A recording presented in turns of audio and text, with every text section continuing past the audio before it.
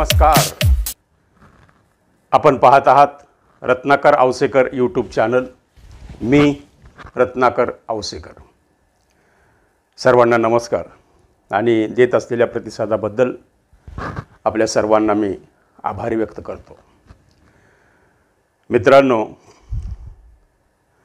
आज मी जरा अतिशय महत्त्वाच्या विषयावर बोलणार आहे. कारण तो विषय असा आहे, ब्राह्मण समाज बद्दल मी जे काही बोलतोय किंवा हे माझं वैयक्तिक मत आहे बरं का. म्हणजे काही अखिल भारतीय ब्राह्मण समाजाचा हा विषय असा किंवा महाराष्ट्र ब्राह्मण ऐक्य हे मला ते काय माहीत नाही. पण एक मला वाटलं म्हणून मी हे बोलतोय की माननीय देवेंद्रजी फडणवीस साहेब, माननीय देशाचे गृहमंत्री अमित शहा साहेब यांना मी एक जाहीर विनंती करतोय, हात जोडून विनंती करतोय की कृपा करून आमच्या या ब्राह्मण समाजाला आम्हाला आरक्षण नको असं मी म्हणतो. बाकी समाज काय म्हणतोय मला माहीत नाही. आरक्षण नको, पण आम्हाला संरक्षण द्या. कारण आपल्या महाराष्ट्रामध्ये 3%, 2.5%, 3%, कोण म्हणते 3.5%, कोण म्हणते 5%, असं काहीतरी 3 ते 5% दरम्यान ब्राह्मण समाजाचं लोकसंख्या आहे.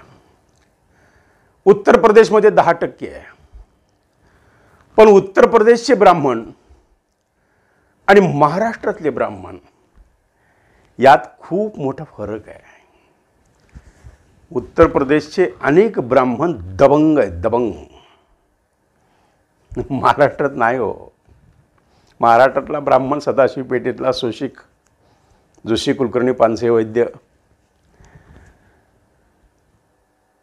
कारण आमच्यात एक सोशिकता आहे, आमच्यात महाराष्ट्र आहे, महाराष्ट्रातला संस्कार आहे. या देशाच्या चळवळीमध्ये, काँग्रेसच्या योगदानामध्ये ब्राह्मणांचं फार मोठं वर्चस्व राहिलेलं आहे. या देशाला स्वातंत्र्य करण्यासाठी अनेक ब्राह्मणांनी आपल्या प्राणाची आहुती दिली. त्यामध्ये काही हिस्सा ब्राह्मणांचा आहे आणि त्यामुळे आपण हा देश स्वतंत्र बघतोय. सर्वच जाती धर्मांनी केलेलं आहे, पण त्यात ब्राह्मणही थोडेफार होते. आणि सर्वात महत्त्वाचं म्हणजे आज गरज आम्हाला असं, खरं तर आम्हाला हे तुम्हाला मागायची पाळी नाही आली पाहिजे, कारण हे तुमचं कर्तव्य आहे की आज सर्व समाजाला समावेशक असं संरक्षण देणं ही या राज्यकर्त्यांची गरज आहे, राज्यकर्त्यांचं कर्तव्य आहे.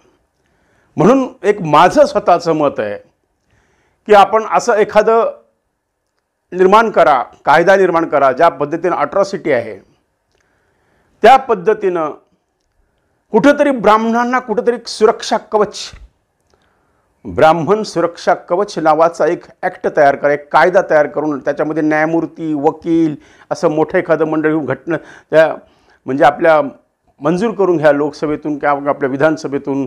असं एखादं किंवा महाराष्ट्रासाठी तरी किमान महाराष्ट्रासाठी, मी देशाचं बोलत नाही कारण मी महाराष्ट्राशी बोलतो आहे, पण ही बहुतेक ज्या ठिकाणी ब्राह्मण संख्या कमी आहे त्या ठिकाणी या कायद्याची अत्यंत गरज आहे.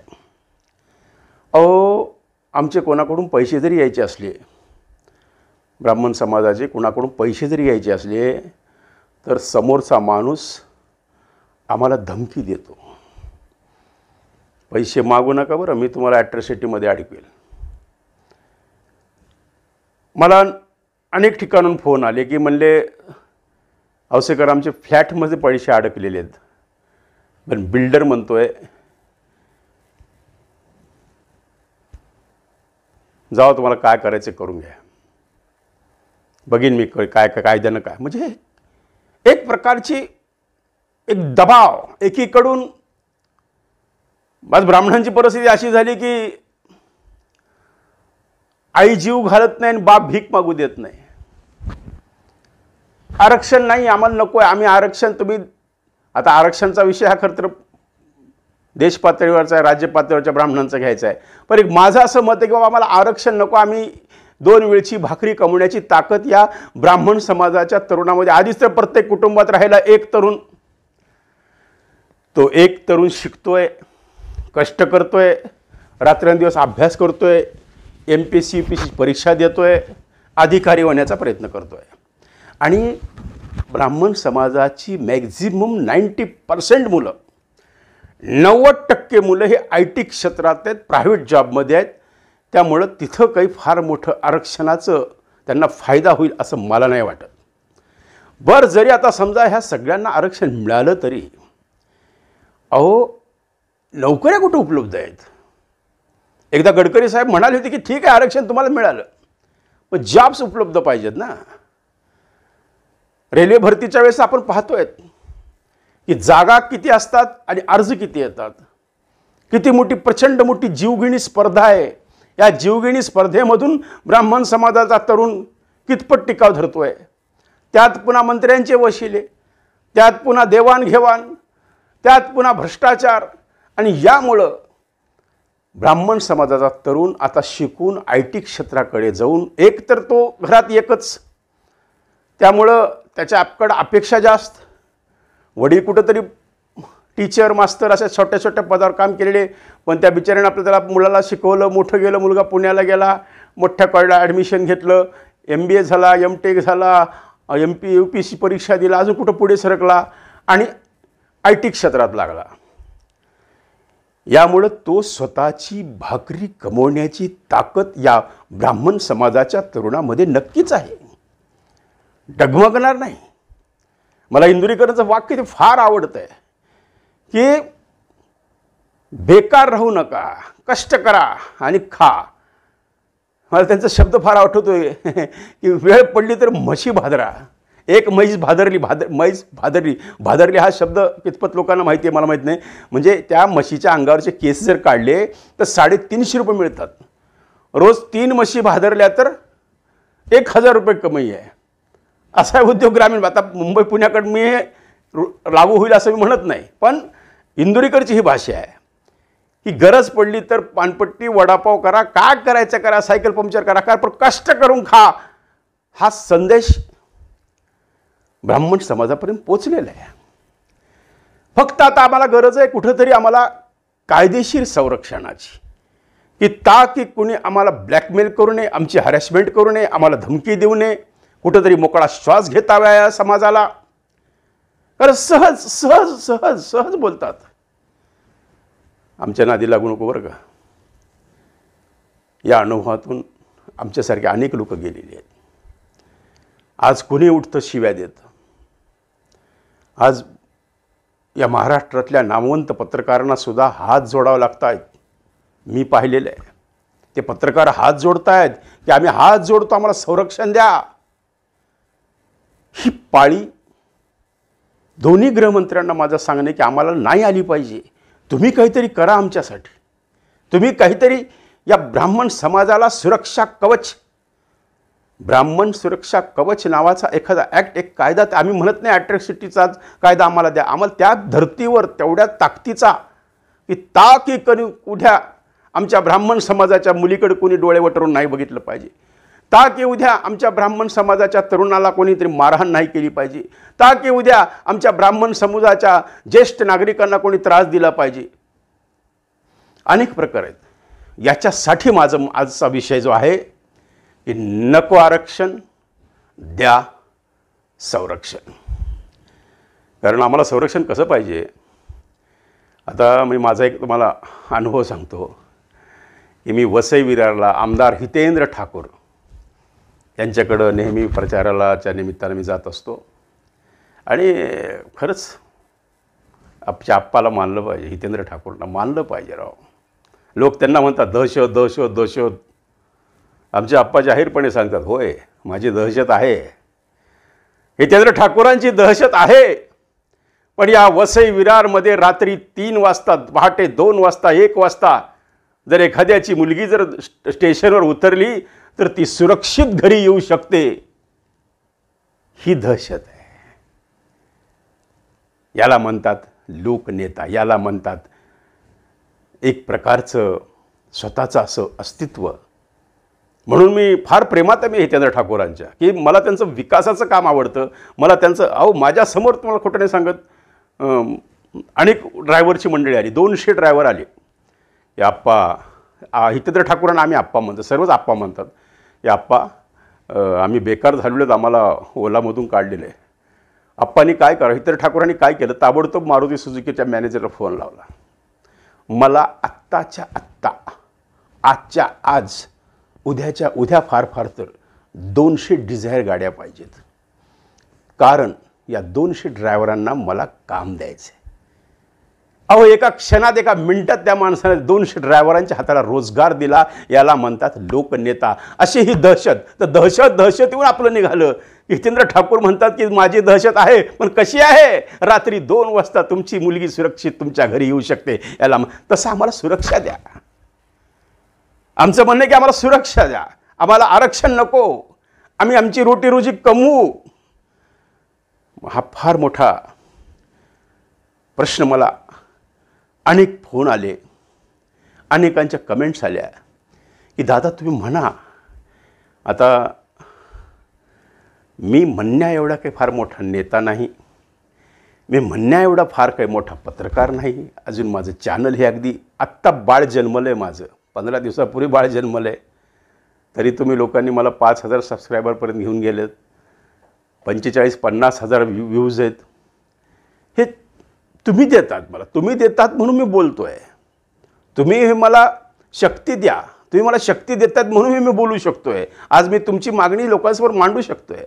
आता जवळपास प्रत्येक कमेंट्स मी वाचतो आहे, प्रत्येक आलेला फोन मी घेण्याचा प्रयत्न करतो. पण कृपा करून मला फोन करू नका, मला फार त्रास होतो फोनचा. तुम्ही व्हॉट्सअपवर मला काही पाठवा, मी वाचतो, पाहतो माझ्या वेळेच्या सवडीनुसार. तुम्ही मला कमेंट्समध्ये बोला. व्हॉट्सअप तर सगळ्यात चांगलं, बोला मला तुम्ही व्हॉट्सअपवर, मी तयार आहे. पण थोडासा फोनचा फार त्रास व्हायला ह्या 2 दिवसात. कृपा करून हे तुमचं प्रेम फोनवर नका व्यक्त करू, व्हॉट्सअपवर व्यक्त करा. मी तुम्हाला तुमच्यासाठी हजर आहे. फक्त आता मला सांगायचं असं आहे की या महाराष्ट्राचे गृहमंत्री आणि देशाच्या गृहमंत्र्यांनी मिळून एक असा कायदा निर्माण करावा की जेणेकरून महाराष्ट्रातल्या ब्राह्मणांना कुठंतरी सुरक्षा कवच निर्माण व्हावं, की जेणेकरून त्यांची कुणी हॅरॅसमेंट करणार नाही. हा सगळ्यात महत्त्वाचा विषय मी आज घेऊन आलेलो आहे. कारण आज गेली 6 महिने झालं महाराष्ट्रातलं राजकीय वातावरण, सामाजिक वातावरण, जातीय वातावरण गढूळ झालेलं आहे, उचंबळून यायला लागलेलं आहे. पुन्हा आंदोलन, पुन्हा मोर्चा, पुन्हा उपोषण. काय चाललं आहे? कोण आहे हा मागचा सूत्रधार? हे खरं तर शोधलं पाहिजे. पण आता कुणाला शोधायचं हो? कुणाला शोधायचं? यांची डिनर डिप्लोमेसी, यांचं आतलं राजकारण वेगळं, पडद्याच्या मागचं राजकारण वेगळं, पडद्यावरचं बाहेरचं राजकारण वेगळं. एकीकडं अजितदादा म्हणतात मला घरातलेच लोक साथ देत नाही, सुप्रियाताई म्हणतात आमचं घर फुटलं नाही. काय चाललंय? म्हणजे आमच्या जब्बार पटेलांच्या चित्रपटामधला पत्रकार शेवटी वेडा होतो. निळूभोनी काम केले व त्या चित्रपटामध्ये तशीच परिस्थिती निर्माण झाली. हे आमचं डोकंच काम करत नाही. सकाळी टीका झालेली असते, संध्याकाळी पवारसाहेब सागर बंगल्यावर जेवायला. म्हणजे खरंच म्हणजे हे अतिशय राजकारण हे आपल्या अक्कलेच्या पलीकडला विषय आहे. आणि त्यामुळंच कुठंतरी सगळ्या राजकीय बंधूंना माझी विनंती आहे की कृपा करून या ब्राह्मण समाजाला काहीतरी सुरक्षा कवच निर्माण करा. बाकी तुमची आंदोलनं, तुमची आरक्षणं, तुमचं OBCमध्ये तुमचं मराठा आरक्षण वेगळं, याच्याशी या समाजाला काहीही देणं घेणं नाही. कारण हा समाज आपापल्याच वर्तुळात हम दो हमारे दो मध्ये सुखी असतो. तो फार समाधानी समाज आहे. याला जगाशी काही देणं घेणं नाही. रोज सकाळी 6ला ऑफिसला जाणे आणि संध्याकाळी 9ला घरी येणे, त्याला बाहेरच्या जगाचा संबंध येत नाही आणि तो लुडबुडसुद्धा करत नाही. आणि टीका करायची तर हिंमत ब्राह्मण समाज कधीच करणार नाही. त्यामुळं ब्राह्मणांचा उपद्रव, आणि सगळ्यात महत्त्वाचं म्हणजे ब्राह्मण समाजाला एक सॉफ्ट कॉर्नर आहे बरं का. तुम्हाला भीती दाखवायची असेल तर ब्राह्मण समाज, तुम्हाला जोरात बोलायचं असेल तर ब्राह्मण समाज, तुम्हाला काय हॅरेसमेंट करायची असेल तर ब्राह्मण समाज एक सॉफ्ट कॉर्नर. ब्राह्मण समाजाला भीती घालणं फार काही अवघड नाही, सहज. अवघड आहे हे, अवघड आहे. कुठंतरी कसं आहे, हा इतका भित्रा समाज आहे की तो समाज आज जाहीरपणे आमच्याजवळ व्यक्त करतोय. कदाचित तो या नेत्यांपर्यंत पोचू शकत नाही म्हणून तो आमच्याशी बोलतोय, किंवा तुम्ही तरी काहीतरी आता एवढं या राजकीय क्षेत्रात काम करता, गेली 40 वर्ष झाली, तुमचे संबंध आहेत, तुमचे मित्र आहेत. आता ते आमचे संबंध आम्ही जपलेले आहेत. अशी शेलार साहेबांशी माझे फार चांगला परिचय आहे, म्हणजे अनेक राजकीय नेत्यांशी फार चांगला परिचय आहे. आमचे संजय बनसोडे मंत्री महाराष्ट्राचे, ते तर माझे क्लासमेट आहेत. आमच्या समोर हा लुणावर फिरणारा मुलगा आज लाल दिव्याच्या गाडीत फिरतो, आम्हाला आनंद वाटतो. आणि तुम्हाला खोटं नाही सांगत, वराव माझ्या घरी हाच संजय बनसोडे या ब्राह्मणाच्या घरी पुरणपोळी खायला आले होते. अहो, हे मैत्री आम्ही जपली. आमच्याकडे कोणताही जातीवाद नाही हो. हे तुम्ही का आमच्या मागं हे जातीवादाचं भूत लावलेलं आहे? आणि हे उगाचच ब्राह्मण ब्राह्मण ब्राह्मण शिव्या लाखोळी मारून कापू का, काय चाललंय, टाकून टाकू काय, म्हणजे सामान्य माणूस परेशान आहे. म्हणून मी हा एक गंभीर विषय आज तुमच्यासमोर घेतलेला आहे. कृपा करून याचं समाजाच्या नेत्यांनी, म्हणजे ब्राह्मण समाजाचे काही मोठे मोठे नेते आहेत या महाराष्ट्रामध्ये, त्यांनी काही गैरसमज करून घेऊ नये की हा कोण बोलणार, की आम्हाला आरक्षण नको म्हणणारा. तर त्यांचीसुद्धा मी माफी मागतो. वा फक्त मी माझं मत व्यक्त केलं आहे की आम्हाला नको आरक्षण द्या, संरक्षण. हे फार महत्त्वाचा विषय मी आज बोललो, कारण आज शहरातल्या लोकांना हे नाही जाणवत जास्त, पण जे छोटी छोटी गावं आहेत, ज्या ठिकाणी 1-2 घरं आहेत, त्या ठिकाणी आता मला तर काल एक फोन आला. अहो म्हणले, कसं म्हणले, ब्राह्मण नको. आता पुन्हा ब्राह्मण आलं बरं का, माफ करा. हे ब्राह्मण नको कसे म्हणतायत? अहो काय म्हणले, उद्या ह्यांचा मोठा नेता जर ॲडमिट झाला, ICU मध्ये गेला, तर महामृत्युंजप करायला ब्राह्मणच पाहिजे ना. अरे बापरे, माझ्या डोक्यात प्रकाश पडला. अरे हा काय बोलतोय? तर तेच सांगितलं मला की मोठा नेता गेला की घोषणा होते की प्रत्येक गावात महामृत्युंजय जप सुरू करा. आणि महामृत्युंजय जप करायला ब्राह्मणांची उपस्थिती पाहिजे तिथं. मग तुम्ही जर ब्राह्मणच नामशेष केले तर तुमचा महामृत्युंजय जप कोण करणार आहे? बरोबर आहे का नाही? तुमची जन्मपत्रिका आहे तो ब्राह्मण बनवतो, तुमचं लग्न आहे तो बनवतो, तुमचं पिंडदान आहे तो करतो, तुमचा सौदाव आहे तो जीव घालतो. आणि तुमच्यासाठी महामृत्युंजय जपसुद्धा ब्राह्मणच करतो. मग ब्राह्मणाशी द्वेष का करता मित्रांनो? नका करू. म्हणून हात जोडून या महाराष्ट्राच्या सरकारला माझी विनंती आहे की देश पातळीवर जे व्हायचे ते होईल, पण या कमीत कमी महाराष्ट्रासाठी तरी तुम्ही कमी की जिथं 3% ब्राह्मण आहे त्यांच्यासाठी तरी एखादा असा ब्राह्मण सुरक्षा कवच नावाचा एखादा कायदा अस्तित्वात आणा. फडणवीस साहेब, फार मोठे उपकार होतील तुमचे या महाराष्ट्रावर. तुम्ही परवाच 23 सांगितलेले की माझा महाराष्ट्रासाठी माझा शब्द अंतिम असतो, मला विचारल्याशिवाय महाराष्ट्रात काही घडू शकत नाही, माझं दिल्लीत तेवढं वजन आहे. तुमचं वजन खर्च करा. लोक जातीसाठी उपोषण करतायत. हा जरांगे महिना 15 दिवस उपाशी राहतोय. लोक जातीसाठी माती खायला लागलेले आहेत. तुम्ही जातीसाठी फक्त एक कायदा करा. आम्हाला आनंद होईल की आमचा एक गृहमंत्र्याने आमच्यासाठी एवढं केलं. हे सगळ्यात मोठं काम देवेंद्रजी तुमच्या हातनं होणार. काहीतरी एक असा कायदा करा की जेणेकरून आमच्या मनात जी वाटणारी भीती आहे ती भीती दूर होईल आणि आम्ही ताठ मानानं त्याला सांगू, बाबांनो तुम्ही आम्हाला त्रास देऊ नका, आमच्याकडे पण एक कायदा आहे. कदाचित लहान तोंडी मोठा घास बी घेतलेला असेल. मी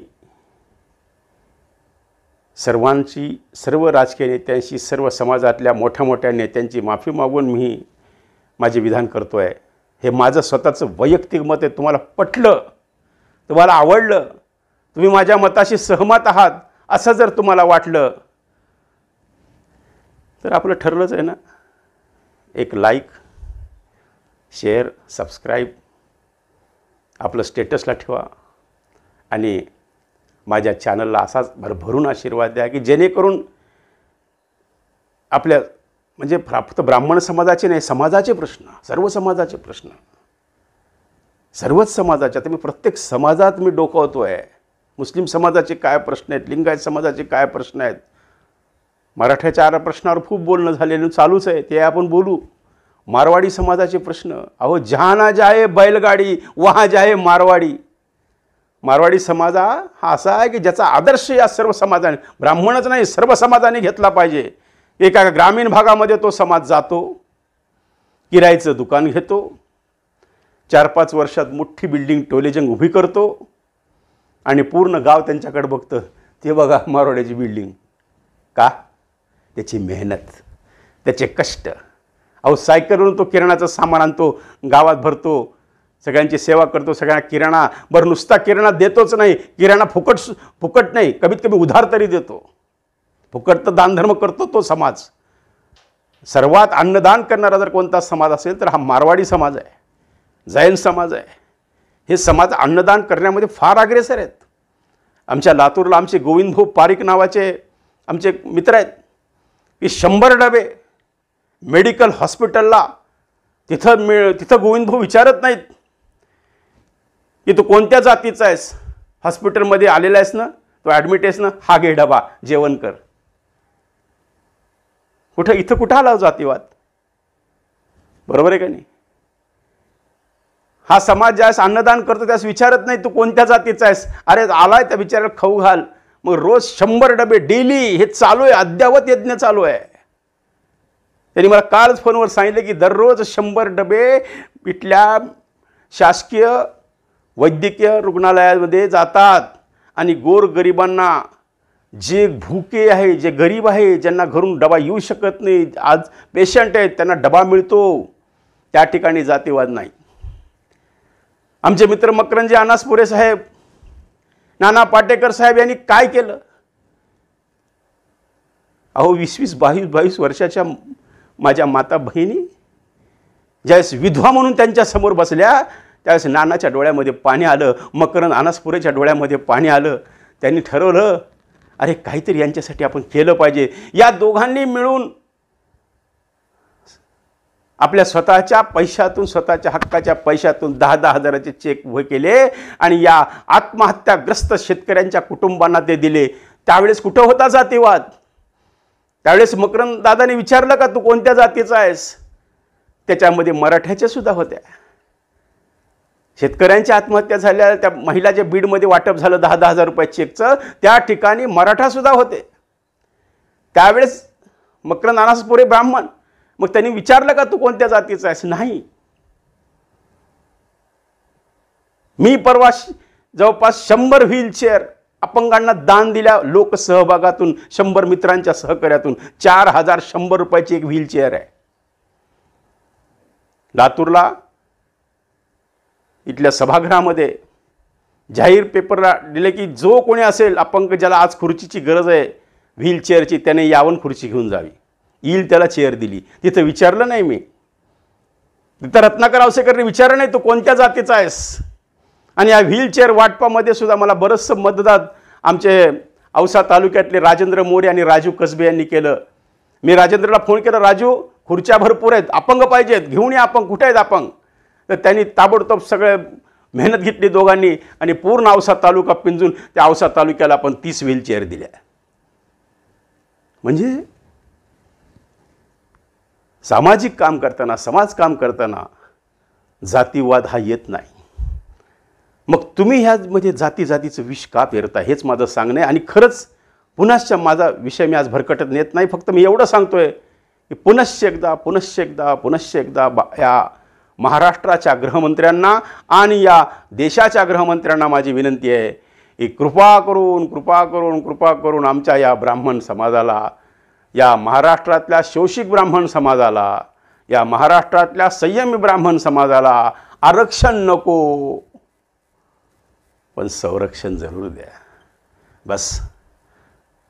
अहो, आणि सगळ्यात महत्त्वाचं तुम्हाला एक गोष्ट बोलायची म्हणजे राहून गेली की हे राजकारणी लोक आहेत ना, हे बाकी जे आघाडीवाले तर ब्राह्मणांचं मतदान घरीतच धरत नाहीत. त्यांना माहीत झालेले हे पक्क चड्डीवाले हे BJPकडेच जाणार. तसं नाही हो. अजूनही जुने जाणते कित्येकाच्या घरामध्ये काँग्रेस रुजलेली आहे. जसं विलासरावजी म्हणले ते माझ्या रक्तातली काँग्रेस कोण काढणार, तसं अनेक ब्राह्मणांच्या घरामध्ये काँग्रेस आहे. पण तुमच्या डोक्यात जे बसलेले की हे बामणाची किंवा ब्राह्मणाची मतं आपल्याला मिळतच नाही आहेत, त्यामुळं आमच्याकडे दुर्लक्ष केलं जातं आहे. तर कृपा करून हात जोडून विनंती आहे. लहान तोंडी मोठा घास घेतलेला आहे, आता जास्त बोलत नाही. पुन्हा उद्या अजून बोलायचं तर नवीन नवीन विषय घेऊन मी येणार आहे. आपल्या रत्नाकर औसेकरला आता रजा द्या. आणि एक काम करा ना मित्रांनो, जरा थोडंसं कंजूसी करू नका हो. मी तुमच्यासाठी 2 तास देतो, तुम्ही 1 सेकंद द्या, लाईक द्या, सबस्क्राईब करा, शेअर करा आणि त्याची लिंक आपल्या स्टेटसला टाकून मला आशीर्वाद द्या की ताकी माझ्या ह्या पोठडीमध्ये, माझ्या हार्ड डिस्कमध्ये एवढं काय आहे हे सगळं मला तुमच्यासमोर ओकायचं, सगळं सांगायचं मला. तुम्हाला सांगून टाकायचं. अरे बरं एक सांगतो तुम्हाला, कधी काय होईल काय नेम सांगता येतो मला सांगा. आपलं लोक आहे आता 63 आहे, आम्हाला कोणतं आता झालं ते सगळं, आता सगळं संसार हे सगळं लिंक लागलेली, म्हणून हे थोडं बोलायचं धाडस करतो. घरी बायको शिव्या द्यायला लागली, कशाला करता म्हणले, हे नाही ते कुठं लष्कराच्या भाकरी मोडता, हां घरचं खाता लष्कर. म्हणलं नाही, हे समाजासाठी आपल्या माणसासाठी मला बोलू द्या, एकदा जगासमोर येऊ द्या. हे रेकॉर्ड तर राहील, मी राहीन न राहीन पण हे रेकॉर्ड जरूर राहणार आहे. आणि माझा एक एक शब्द तुम्हाला तुमच्या मनाला रुजणार आहे ह्याची मला खात्री आहे.